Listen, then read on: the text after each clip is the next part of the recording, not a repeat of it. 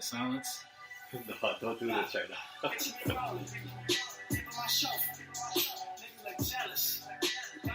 Welcome back, guys. Welcome back to A Different World podcast.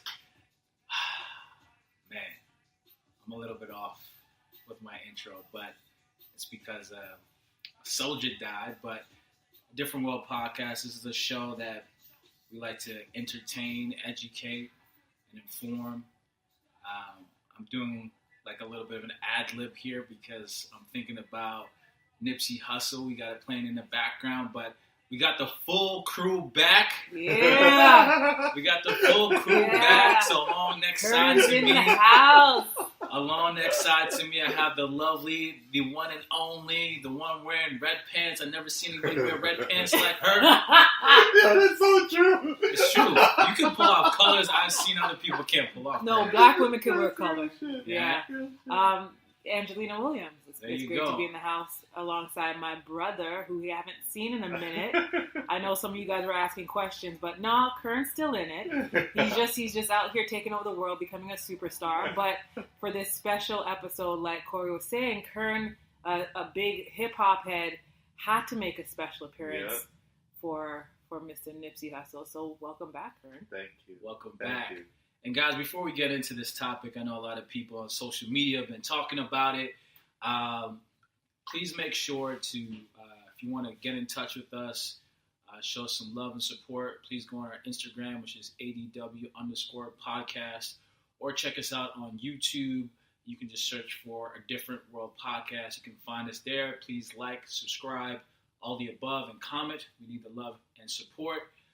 So today's episode, obviously, if you haven't gotten the picture thus far, we're going to be talking about Nipsey's death, but more importantly, the issues that kind of surround Nipsey's death. So for some of you that have been living in a hole, a very deep one, last Sunday, which was March 31st, in the afternoon, Nipsey Hussle was shot and killed in front of his own clothing store, Marathon Clothing, in Crenshaw, which is in South Los Angeles. The guy who allegedly, look at Angelina, look at me in the side of the eye, allegedly killed him was apparently someone he knew. Not sure if that person was in his circle or not, but I know that TMZ came out with a report again today saying that after this guy shot Nipsey, Nipsey apparently said something, and the guy went back to finish the job, if you will. So social media has been buzzing. A lot of people have been talking about it. A lot of people that are Nipsey fans and supporters have been coming out and showing their love and support. There was also this whole conspiracy theory going around with Dr. Sebi. So now all of that has been cleared out. So we're just going to walk through some different elements with the timely death of Nipsey Hussle. And we're going to break it down for y'all. And hopefully you guys can participate and comment in the conversation. And we're just going to get this started. I feel like the comment section is going to be kind of live. Yeah. So the first thing I want to bring up is Nipsey Hussle's death the biggest death in hip hop since Tupac and Biggie? That's my initial answer right now. I have to say is for sure it's not even close. So yeah, like first I want to preface it by saying we're just talking about Nipsey's death and his impact on hip hop specifically, right? So I don't want to like overshadow anybody else that, but yeah, for sure, I think he's like his death is it's like the most painful in hip hop, and I think it's obvious since. And I mean, you could compare it to Tupac, you could compare it to Biggie, but it's like the same. Like the people that felt that probably feel this death just, or who felt that the people of this generation feel this death just the same, right? I feel it's on an equivalent level. And for so many different reasons, but the number one reason is because he was very, very, very, very involved with his community. And I think having him be so involved with his community, having him lift up his people, like for real lift up his people, not just talk about it. I mean like for real, like that's like going back to like me being from like Western Road and me going back to Western Road and being like, I'm going to buy all this and I'm going to make sure all you guys are good. I'm going to do like that. That's so huge of him. And just by example, so his example was like he was independent. He was an entrepreneur. He was he was a gang member, but he was a gang member and a hustler from the very beginning. You know what I'm saying? Like, he really took everything that he did 100% seriously, and he took change 100% seriously. Like, he wanted to be a better person. Right. And I heard him say in one of his last interviews, they asked him, "What advice would you give youth today?" Right? Anything that you could say, and he's like, "I would tell them to dream bigger." You know what I mean? I would tell them to dream. I think I heard bigger. that one. Like, that one just got me, because I was just like, man, he got everything that he asked for, and he goes back and gives people anything that they want. You know what I'm saying? And to have him just like go out like that by the hands of someone from our own community is the worst way he could go out, when I feel like he was just fulfilling his mission. Right. He was just starting to fulfill his mission. Right. No, and for me, like, going back to the question, I feel like Nipsey's death within the hip hop community culture was definitely the biggest since Tupac and Biggie's. And the way I can say that and feel good about saying that is, if you look at the response, I haven't seen that. There's been a lot of rappers that have died since then, but I haven't seen that level of response since Tupac and Big's death in 96 and 97. And to your point, just the impact that Nipsey had in the community, I think, speaks to that. Like, I've seen all these basketball players, all the other rappers, doesn't matter what gang, everybody just showing like equal amounts of love, and it was just like, I haven't seen that. Because he was a real guy. Like, I heard somebody say that was very accurate. He was, Pac's death was obviously horrific, right? And the impact it had was felt across the borders. That one. Like, yeah, were you know what I'm saying? Were you crying? That one. Did you cry? I did cry. I did, because I for me, Pac he was a poet, and I studied his work, right? Yeah, just from a little. I Rose didn't actually. From a Concrete? Yeah, I actually didn't pick up his book, but I remember when I found out that they had a course, or in UCLA, about his poetry. I was like, oh my gosh, talk about a legacy, talk about your contribution to the art, right? And I won't lie, I didn't know Nipsey Hussle until like all of this happened, which says a lot. So I'm not, I'm just kind of witnessing and watching how people are responding. And for sure, I think more than his music, people are talking about his contribution to the community. Wow. And that means a lot to me from a political perspective, right? Because I don't even listen to hip hop like I used to, for obvious reasons. I mean, come on. But I definitely can appreciate what some people are saying, and seeing like my younger brother like really be moved by it. I was like, wow, this is something, and it's great because we have so much of his words documented. You were talking about like how you got into him was from his interviews before his music, which was really his message. Totally, I was into his message way before his music. I would watch all his interviews and sit down and be like, man, he is just spitting game. You know what I mean? Like, he's giving everything to you. And the thing that actually supports him too is that his music's actually really good. If you go back and listen to Picture Me Rolling, like the intro we came into, if you listen to Ocean Views, if you listen to Young Thug, or the Thug, I think it's called. Like, he has so many songs. This is the Slauson 2. All of Slauson 2 is amazing. Crenshaw's great. Like, if you just listen to his new album, or his newest album, I should say, Victory Lap, you just listen to his music. His actual music is great. He talks a lot about motivation. He has this line where he says that everything you do, like all the stuff that you do in the hood will get you stripes, but it won't pay for that stroller. You know what I mean? Like, he man. Yeah, he was killing it. He was like Pac in a sense where he drops a lot of gems in his music. So even like the name of his clothing line, Marathon, it relates to like the journey, the process. Yeah. Because he endured the process. Yeah. Right. So he spoke. He spoke a lot about that. And he was just a guy that was like, it was more than just, the typical just rap music. He was really trying to like drop gems and nuggets for people that came from where he came from. He was changing the way people think, bro. That was the best part about him. He was literally changing the way people think and went about their daily lives and behaved. So for me, we lost one, man. So I know a lot of people, including myself, have kind of compared, Nipsey's death to being similar to Tupac in the sense that, West Coast, gang affiliated, whatever, even though Nipsey didn't die due to, gang issues or anything like that. Tupac, I remember there was this interview years ago. Tupac was saying, there's no place in America where a rich black man can live. He can't go back to the hood because people will try and rob him, and he's not welcomed with open arms or accepted in a rich white neighborhood. How do you guys feel about that? There's a lot of truth to that. It's difficult. I can't. A part of me wants to deny that or say no, that's not true, but I can't. You know what I mean? Even when I'm like trying to find a argument to rebut, I'm like, yeah, well, but what I appreciate from what I hear about Nipsey is that he was trying to change his hood, right? So there's people that like leave it. And I'm not even going to put any judgment on that, because I used to kind of look at people like, oh, you got some money, now you moved into this white neighborhood, into hell with whatever. I used to honestly feel a way about that. But like, what if you have kids and, and you want them in that environment? Do you want them to be exposed to the same things that you were exposed to? So I do think it's incredibly noble to go back to that battlefield and say, I'm going to revise them. I'm going to revive this or change it. And apparently he was doing that. That's not an easy thing to do. Not everyone's built for that.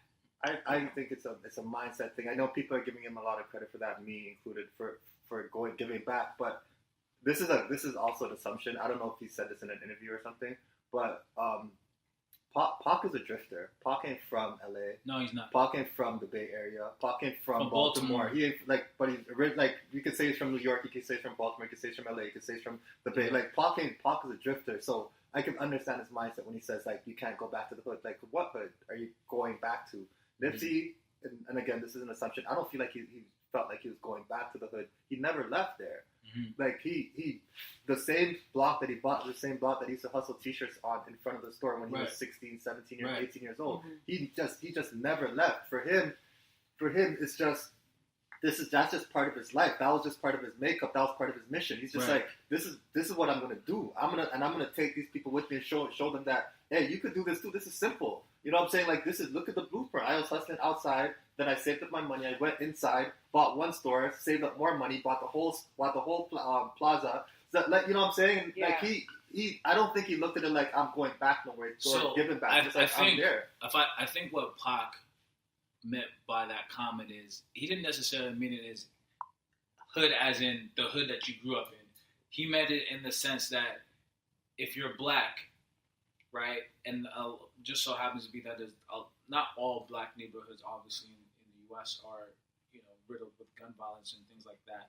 But there's a lot of black neighborhoods in the U.S. So I think he was speaking from a holistic sense, saying that, where am I supposed to live if I can't go back to my own community? Yeah. And by own, he means black community, not you know what I'm saying? So not a specific hood. Yeah. So it's like, if I can't feel safe around my own people, right, and I can't go to the white man's neighborhood or the rich Caucasian neighborhood because they don't accept me. Like where's a place for me? I only bring up the mindset because I just want to say like Nipsey never felt like he couldn't feel safe around his own people, right? Because he grew up. You know what I'm saying? Like he grew up there. It doesn't it's a different mindset. That's the only thing I'm saying. But I get what you're saying. But then to the point, like I get it because he was from there. He was well connected there. Why would he ever think that anything would happen? But we can see that from what happened, anyone can get it. The reality is violence is direct gun violence or just violence in general is directly connected to proximity, right? Like if you're going to get messed up by the people that are closest to you. Facts. So I almost think it's like a pointless argument to a certain extent. Yeah. Because again, I've lived primarily in well-to-do, predominantly white environments, and stuff still happens, But I think it's a tough conversation to have. I don't know if it's even a worthwhile conversation to have in terms of, if you're rich, you can't live in your own neighborhoods. I think your neighbor. Yeah, it's your neighbor. It's your neighbor. One of the things that I always talk about is the importance of property ownership, right? Mm-hmm. And changing what's happening in your neighborhood. And that's the only way you could change, I think, really effectively change what's happening in your neighborhood is by owning your neighborhood, employing your neighbors. When you feed people, they're going to have your back, right? Again, look at people's response to his murder. Like, that guy, he's safer in prison. Yeah. He's in PC. 100%. Because they're saying, like, if he goes in general, he'll die. So, like, he's safer there. Like, because everyone's like, no, this guy looked out for us. Took care of us. I came out of jail. I was homeless, You know, he gave me a job, young, old, whatever. He looked out for everyone. So I think that the best way to be safe in your neighborhood is to be part of it. You know, I think sometimes the imagery that comes to my mind when you're talking about Pac's quote is this idea of, I'm in this neighborhood, but I'm better than you, right? So I'm flashy and I'm showing all this whatever, right? But, you know, so, someone I'm not saying that, like, people are saying Nipsey was killed due to bad mind. And for all those that don't know, those Jamaican people that are not Jamaican that don't know what bad mind means, it means people are jealous and envious or whatever.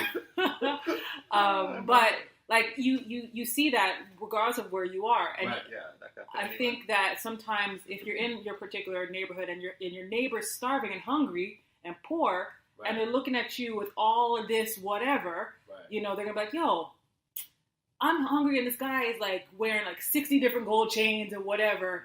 That's gonna stir something. But the difference with Nipsey is that, from what I understand, he was feeding people, so the people rallied for him, right? Real shit. So if you wanna stay protected, grow an army. Right. I mean, that's well said, but a part of me is just like, even with all of that, it still happened. Yes, because there are people that are bad mind. Yeah. There's no way to go around it. There's no escape. It could have happened in his house. Well, I mean, like, you know what I'm saying? It's just so let me play white devil's advocate. Wow, now there's white devil's advocate. I've never heard that. I've heard that. I'm stealing it. White devil's advocate. Yeah, Charlamagne says that all the time. That's where I heard it from. Okay, yes. I'm borrowing it from him right now. So let's compare this to, like, I'm reaching. Maybe we should have got wine. I'm scared of this green juice is not really enough, right?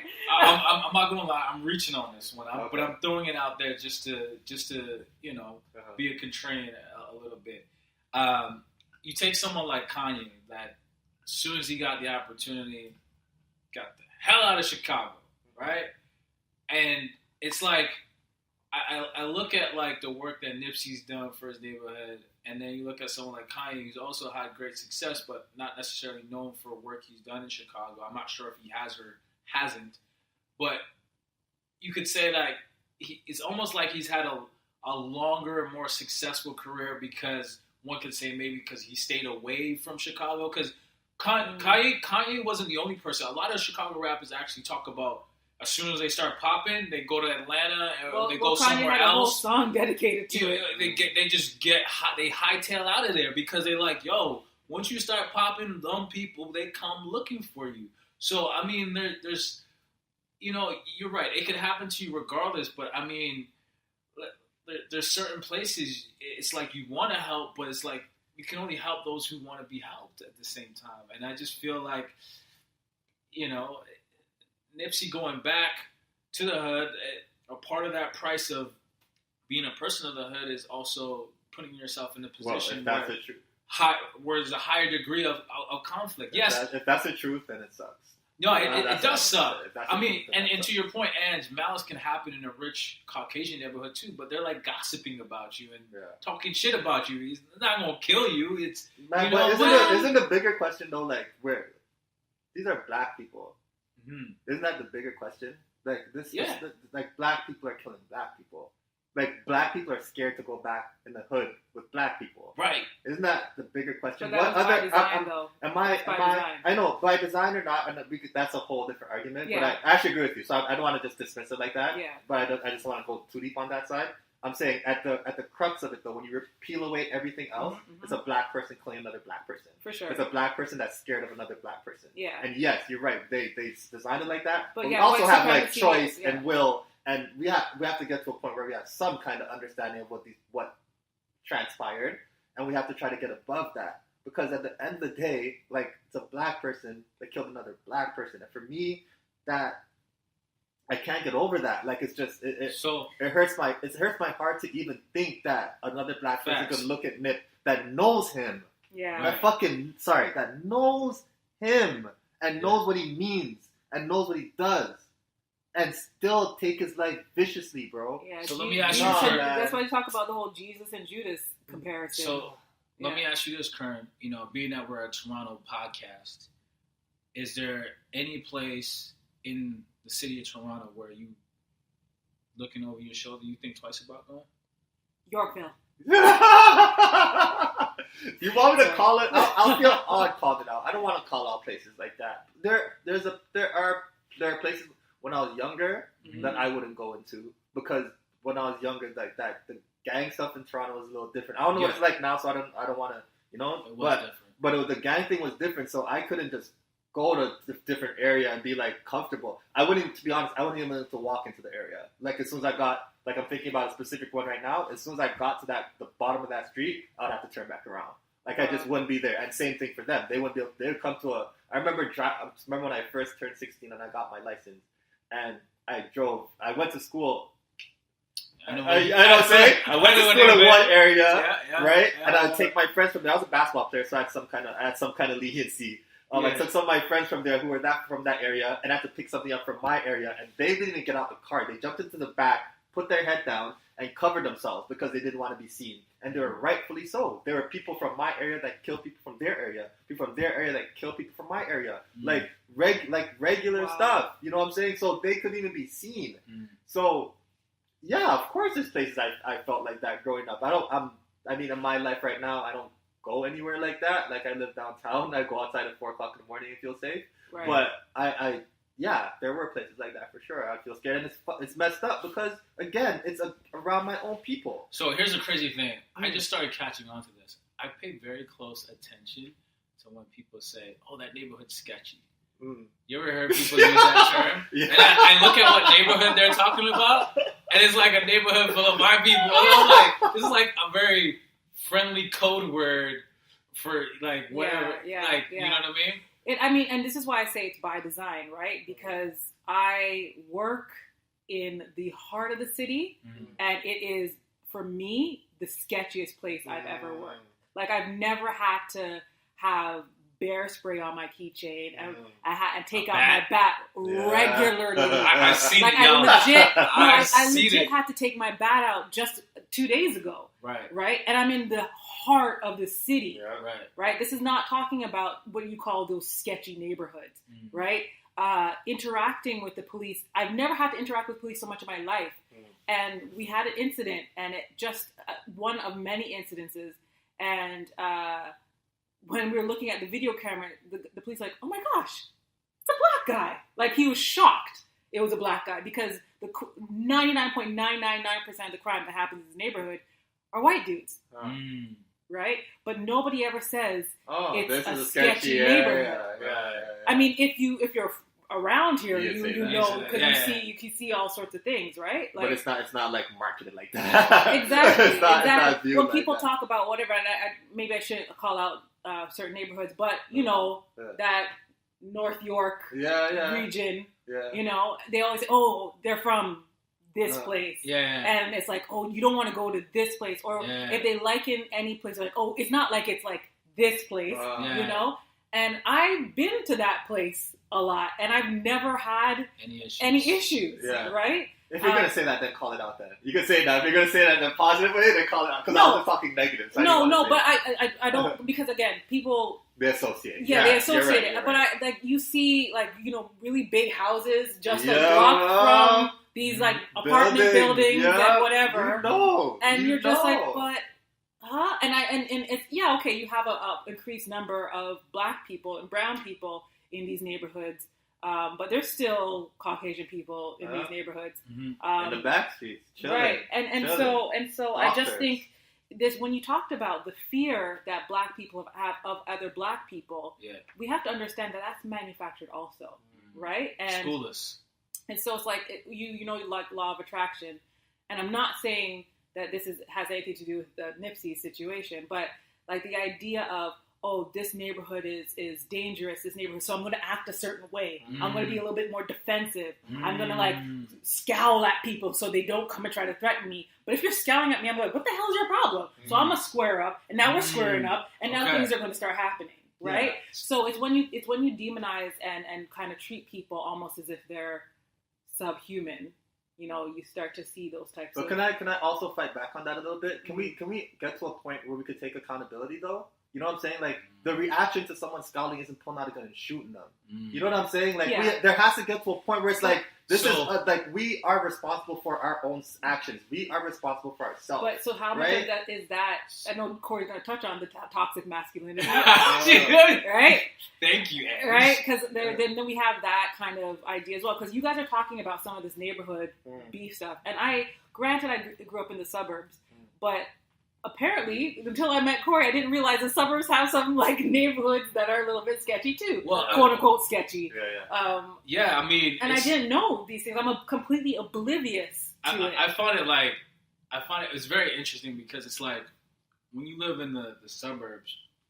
So since we're not calling out neighborhoods, I'll just be consistent.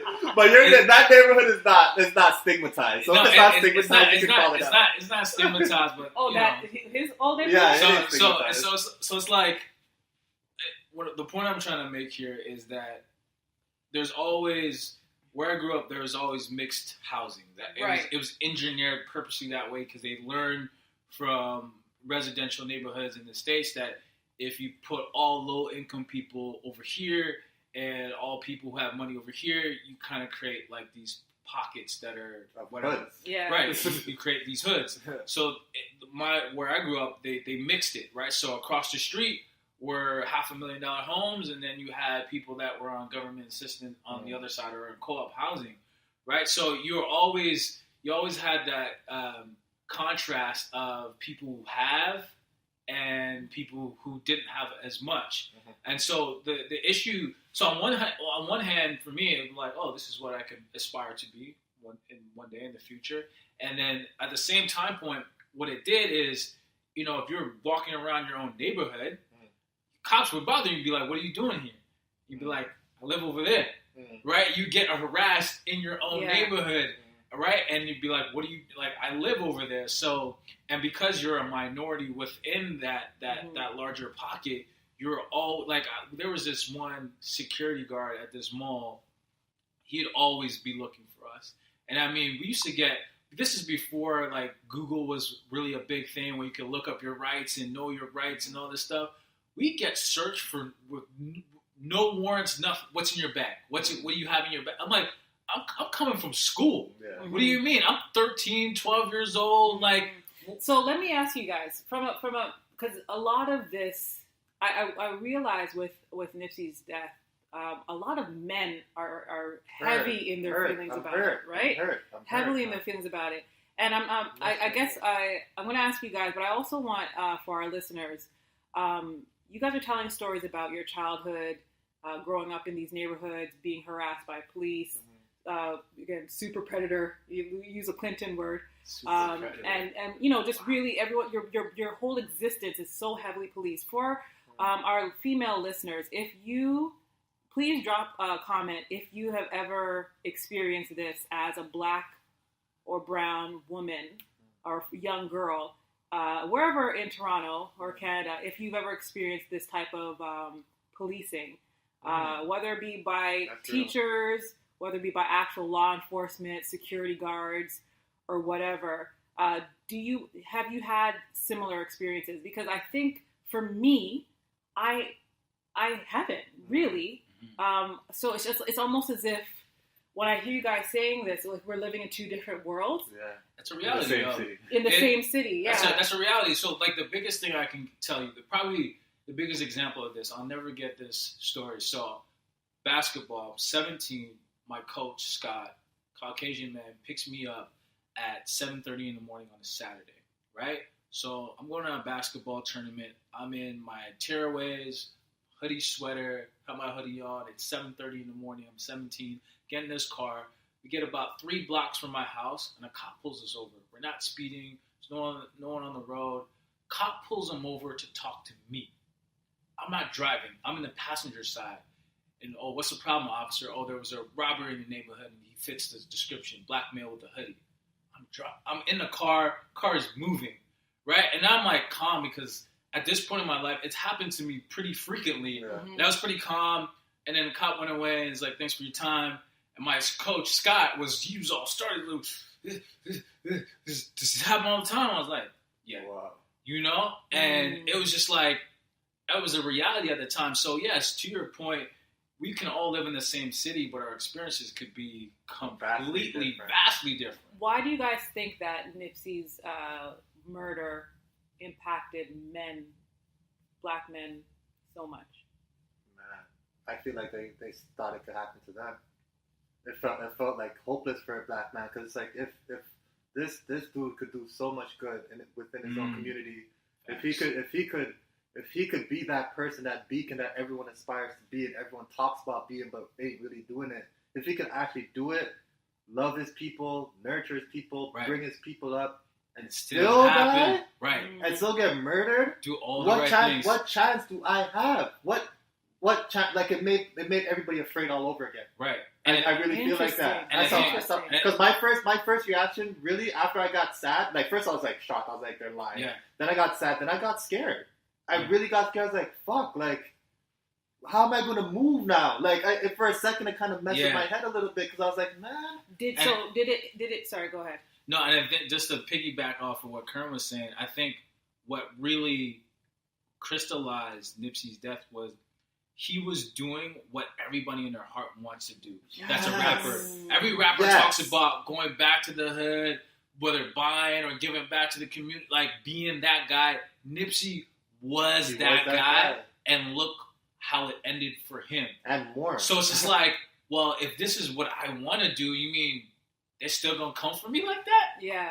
Like, it's this moment of realization. And it was also a wake-up call, I feel like, for the entire culture, being like, because, again, I don't think there hasn't been a big rapper that's been killed like that big. I know we had Triple X that died, whatever, but on the level of Nipsey's level. The legacies are... Right. But I'm just saying, like, there's other been rappers that died, but you haven't had a rapper of Nipsey's stature die in a long time. Yeah. And a violent, like that. Yeah. Right? And I think that was like a wake-up call for a lot of people, like, oh. And I want people to realize something, too. Like, you have to understand what hip-hop culture means to people. What an artist could mean to a culture without having any popular radio songs. Right. This is not about popularity. Right. Like, this is why Nipsey's so dope. Nipsey had 0 radio songs. 0. Right. Not 1, not 2, not one song that was hot for a second. 0. Yeah. This is direct, real love, impact, relationship building, caring for his community. Real, authentic. So I have, I have a couple questions. So does it hurt you more because he was gunned down by a black man? Yeah. I think I can't get over it, man. I'm not gonna get over this one, man. This one actually changed a lot. I think it does, because it makes it just complicates the justification. Like, so, you know, it complicates the justification.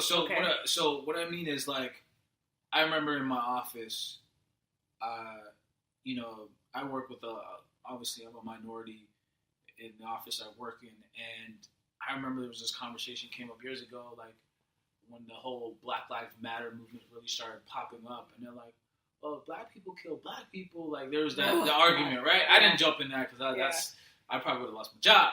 But it just, like, it adds to that, like, see. You know what I mean? Like, there's probably some people out there being like, look, they killed a good one, and look, you know, like, so it's just like, it just complicates the justification. Like, that's the other thing that makes it sad for me too is as much as Nipsey's that means something, it's happens all the time. It does. Mm-hmm. That's the sad part for me. Like, so we're overblowing it because of its impact to the community. Yeah. Right. But it happens all the time. Someone probably died on that street 2 days before Nipsey. Right. On that area. You know what I'm saying? Like, it just, it's a sad truth of what happens all the time. Even though LA crime is down and Toronto, whatever, is low on crime, I'm doing quotes. Yeah. It's low on crime and stuff like that. And we have under 100 murders a year. Like, it's. So, I guess I have a lot of questions about this whole thing. You guys are heavy-duty hip-hop heads. Yeah. I appreciate the old school. We have conversations Boom about bap. She's the boom bap era. Sure. Okay. But I guess I pulled back from hip-hop quite a while ago because I felt like the culture was changing. Or maybe I was just growing up. But how much of this is just reflective of the hip-hop culture? See, that's the catch. That's the catch. That's not even a catch, man. It's the reality of it. I mean, what we talk about comes to pass, you know? But also, what we talk about is really what's happening. I have this thing with hip hop where I know that as an artist, when they're trying to get through to somebody, when you're rapping and when you're creating your music, they're not just speaking for themselves. They're speaking the language of the people they're talking to. Right. So when they say, roll around with this and have this and sell that, they're talking the language of the people that are listening to their music so they can speak to them, right? So they're not necessarily speaking their own. They're not speaking. No, they're not. So they're speaking their own maybe observations, but they're not speaking their own actions all the time. Nas right? was known for that, and Kendrick for that. You know what I'm saying? is known for that. Cole, same shit. Like these guys are storytellers of they're storytellers of things that happened in their neighborhood. They weren't necessarily the ones going out doing the stuff. But even the ones that went out and did it. So I mean, they'll exaggerate things so they can make a point. Like Jay-Z was a hustler and he was in the hood and all that was real, but even if you listen to Jay-Z's lyrics, he probably shot like 1 million people, right? So I'm just saying, like, they're speaking the language of the people that are listening to their music so that those people could ride behind them. So, but with that comes consequences because the thing is, music is very, very, very, very influential. And I think people need to, like, we have to accept that. When I spoke about accountability, we have to accept that. Music is powerful. A person would listen to a hip-hop. Like, let me tell you from the positive side. That's why I know it's influential.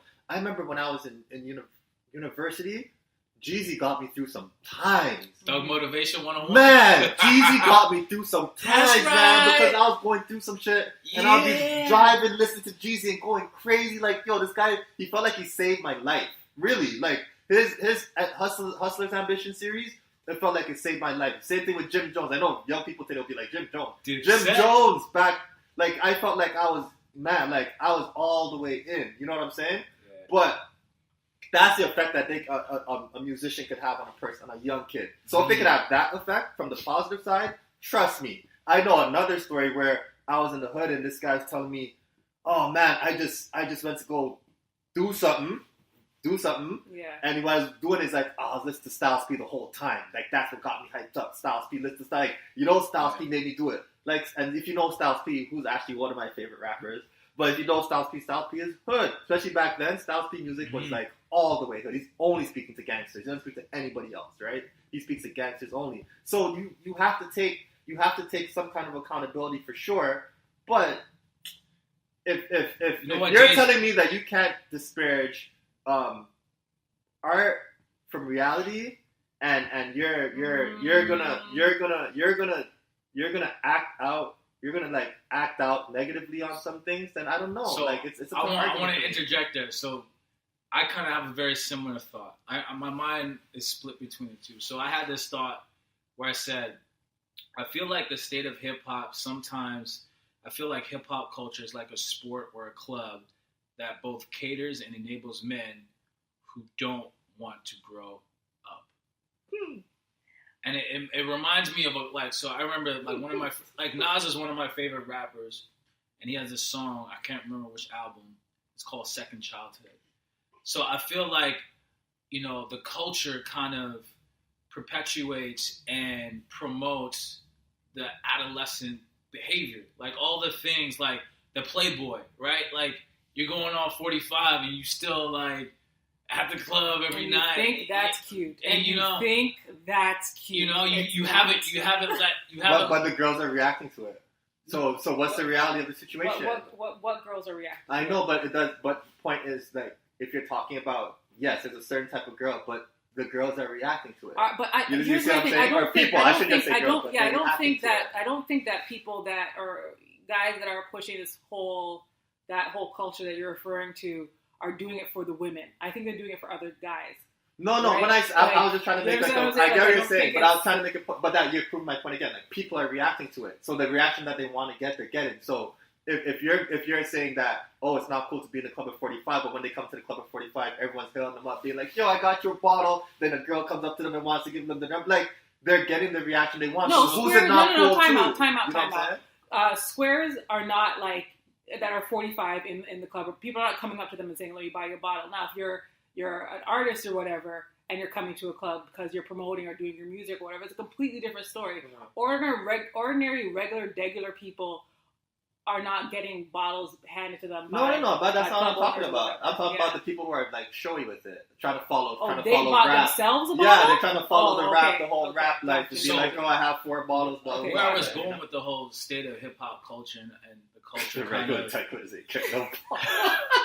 Let me start that back on course. Where I was trying to go with that is, I feel like, so Eric Holder, the alleged murderer, the alleged shooter. Yeah. He was an aspiring rapper, and so I feel like, is that important? I feel like maybe it could be. I think I might see where you're going with this one. So my point is. So if you look at allegedly there was an altercation between him and Nipsey. And then this gentleman comes back and allegedly shoots Nipsey, someone that he knew. So for me, it's just like, if we talk about the culture, so let's just say this altercation is true. Let's just pretend for the moment that it's true. You and I have a disagreement. You feel it necessary, based on some words we exchange, to end my life. That's my point about accountability. So here's my thing. But the culture that we love so much, because I'm a huge fan of hip hop culture, we promote that. Yeah. Right? You can't talk to me like this, homie. Boom, strap, whatever. Yeah. Yeah. So it's just like a part of me feels like, I get you. You know what I mean? So do you think that, again, on the outside looking in, the culture you love killed the one you love? And is that a lot of the pain that folks are feeling? Right? You're now having to face with this thing that you glorified so much has turned around and...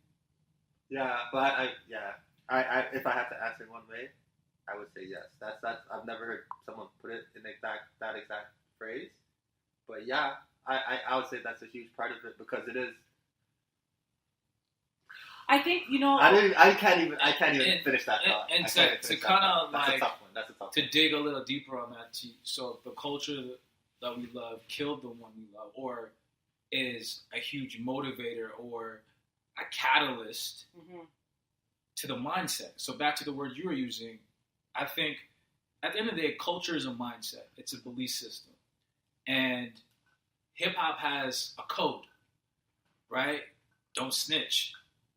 Right, and a lot of this stuff in the hip hop culture is tied to toxic masculinity, right? And I now have a personal coach, and one of the things we talk about is, men don't know how to adequately deal with their own emotions and feelings, right? Because as a young age, when you play sports, he's like, toughen up, men don't cry, whatever. So, if you go with the thought process that you go your whole life not properly dealing with your emotions, then you're now 21, 25, 30 or whatever it is, you're building up all this stuff. It doesn't really take much for you to do something crazy if you haven't really dealt with all those issues that's happened to you in your life. And especially if you're living in somewhere like Crenshaw or South Central, where you've had multiple friends that have gotten killed, shot, whatever the situation is. So a part of me is just like, at what point do we, as as a part of the culture, try to steer the ship one way? Yeah. When it's making us a lot of money, because let's be honest, hip hop has made lots of people lots of money, and yes, there are people that are appropriating the culture, but there's people within the culture, within our community, that have made millions, and their kids will be taken care of for the rest of their lives, and it's opened up a lot of doors for people. So, like, how do you even like? I think that kind of goes into a different lane of conversation when it comes to the industry. I think the problem with hip hop, for me, is that we stopped being the gatekeepers, right? We stopped controlling what happens with our art form. And so there's people with sinister intent that are pushing certain messages or rewarding quote unquote bad behavior, if you want to look at it like that. So the incentive to be poetic, write really compelling rhymes, and be amazing storytellers. Like Nas said, hip hop is dead or whatever. Like that whole, the art form, the art arguably for a lot of people has died, right? Because it's really about that record sale. And I think to kind of harken back to what Kern was saying with respect to Nipsey staying independent, being able to control his message and what he did with his money, I think that he definitely was showing individuals a way to do it otherwise, right? So for me, the writing of the correcting the course requires us to own the message and be gatekeepers and own the art once again. So I also think we're on the right path. This was like 10 steps backwards, but I definitely feel like we're on the right path. You know what I'm saying? It's interesting that you say it's 10 steps backwards, because I think it took a huge leap ahead, right? If you look at some of the conversations that are being had right now, would we be having these conversations if Nipsey didn't get killed? Probably not. But it took a man's life, so I have to say it's a step backwards. Listen, we go to war every day. That's true. He knew what he was doing. I mean, you say you listen to his interviews, right? I'm just getting to know him, and he regularly talked about the coming of his death. He regularly understood that he was making a sacrifice. He knew that his life needed to be more than just for his own personal gain, right? So, yeah, but when you go to war, you may die. Not whether you want to die or not is besides the point, right? So I say that, and I don't mean to be insensitive, but if we continue in this direction, in terms of people having these really deep conversations, assessing the culture, turning the mirror back on themselves, looking at the man in the mirror kind of thing, then yeah, his sacrifice was worth it. We need to make sure the sacrifice was worth it. It's interesting because one of the hashtags that came from it was Marathon Continues, I think it is. And I thought that was beautiful. I was like, people are saying, and then another meme that came up was saying they just birthed a million more Nipseys. And I'm like, that's beautiful to me. It definitely, for me, as someone that didn't know who he was, someone that is a little bit more political leaning, I'm thrilled that I got the opportunity to learn about his story and continue to learn about his story. But I'm eager to continue having conversations about hip hop, music, culture, Black masculinity, Black male identity, and what's happening in our communities. Right? I hope that's the truth. I hope that's the truth. I know the conversations are happening, but I mean, I hope it's the truth as far as action, because I'm sure I was only like 10 when or 12 when Pac died, but I mean, I'm sure those conversations were happening then too. You were that young? Yeah, I'm sure. Like we were. Yeah, Pac died in 96. 96. Yeah, so 96. 13. Yeah, okay, so 13. Yeah, I felt like I was like. So Pac, but hella emotional. I was listening to. But I'm sure like those conversations happened too, and it's not like the progress was so great. Like and Pac was just. But I also think that we're also in a different time, right? Totally. We are now starting to own our media in terms of like independent media, podcasts and what have you. When Pac died, there weren't platforms for us to create podcasts like this. and continue spreading that message. There was no Instagram. No there was no social. Twitter. I wouldn't have known about Nipsey if it wasn't for the fact that it popped up on my sister's Twitter. But on the flip side, though, right? hip hop was still very like insular. Hip hop didn't hit the mainstream like that. Exactly. So the messages that were going out were from our own people. You see what I'm saying? Like, it was Vibe that created the East Coast West Coast war. Like, these are our own people. Like, it wasn't like the entire world had an impression of hip hop yet. They did, but it didn't penetrate yet. And hip hop didn't penetrate their communities as it is now. So we controlled the messages back then. Source, Vibe, those are all black owned. We're all black owned, right? We had those messages, and we didn't do shit with it. That's real. So if anything, we perpetuated it, the negativity. So yeah, I'm totally agree with you. We're in a different time and space, but until this shit actually happens, and until I could visually see something different and I feel something different happening, then I can't say it was like, I can't say this was worth it. I can't say that. Like, so one of the conversations that there an auxiliary conversation, but a conversation that popped up around Nipsey's death was the whole Kodak Black and Lauren London thing. Oh. What was that? Fill me in. I missed this part. Oh, you missed this. Oh, I'd love to hear that. You tried to shoot a shot already? Yes. Scott has Yo, stop it. Stop. Yeah. He tried to shoot his shot. The interesting thing about it is I'm done. Everybody responded. There was like old heads from right, left, everyone kind of like just went in on him. Game. That's foul. And they were just like, "What the heck are you doing?" However, and I think it's. I thought it was great that they came in and like, I don't like Kodak Black. I've never have. Like, he's not my cup of tea. And he's a self-hating individual. He's disgusting on so many levels. But I've never been a supporter of his. But to see the quick response was great. However, another conversation that kind of stemmed off of that response was when those guys were talking about it, they were saying, how dare you disrespect Nipsey like that, right? Not how, like, some people are saying, yeah, don't disrespect Lauren, but most of it was about valuing Lauren in proximity to her husband, or because of her husband, right? And the fact that Kodak Black has been talking out of his ass for a very, very long time. He's actually getting ready to go to court for allegedly raping someone, right? And this, to me, I knew that's actually one of the earlier things I knew about Kodak Black was about this rape charge. Yeah, just recently about that. And nobody said anything. He's called dark-skinned women roaches. He's just been really disgusting about his views on just the week prior. He was talking about what he's going to do to young M.A., who is a lesbian rapper.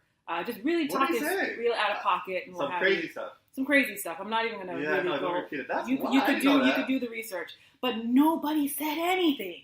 Right now, what that brought to my attention is, are women only valued when they are attached to a man, and is their value based on the man's value? Because and so these are some of the questions that are kind of stirring right now. And we're actually, and people are saying, yeah, great Tank, or not, great T.I., great Game, or what have you. But you guys in your lyrics are hella disrespectful to women also. You're disrespectful to the women in your life, right? So if we're really talking about hip-hop reform, if we're really talking about changing the culture, if we're talking about, they're saying, oh, these young cats have no respect, you gotta teach these dumb mumble rappers this, that, and the next. But teach them how, because they're learning from you guys, right? So we need to hold the old heads accountable. And I think if these individuals are, jumping on this Nipsey bandwagon, I'm not trying to disrespect their grief. I'm not trying to say they didn't have relationships with him. But if now you're talking about these righteous movements, I think it's really important for your life to really be about it. I think that statements need to be to hold yourself accountable, not the community, not just Black people, but like say, hey, I created this kind of music in the past. This loss hurts me. I want to model my future after the legacy of my boy. This is how I'm going to change, right? Forget this hashtag thing. Forget these Instagram posts and what have you. How are you going to change these radio stations that are canceling Kodak Black? I have about 15 other rappers you should be canceling also. Really be about it, right? Because if in fact we could say toxic masculinity, the underside of the hip hop culture is what killed Nipsey Hussle, then we need to really be doing things to correct the hip hop culture for real. That's my 2 cents. I have nothing to say after that. That's real. That was real.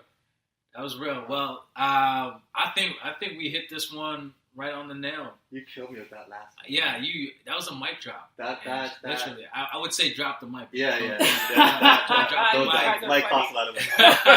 Yeah, these mics were kind of pricey. I think it's safe to say we can end on that note. So thank you all for tuning in for another episode of A Different World Podcast. It was a great time talking about Nipsey and how we can improve our community and make some changes within the hip-hop culture.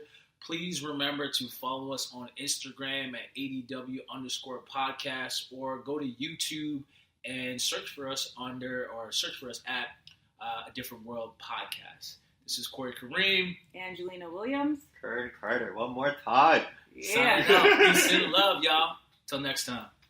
We should do a little outro to my man.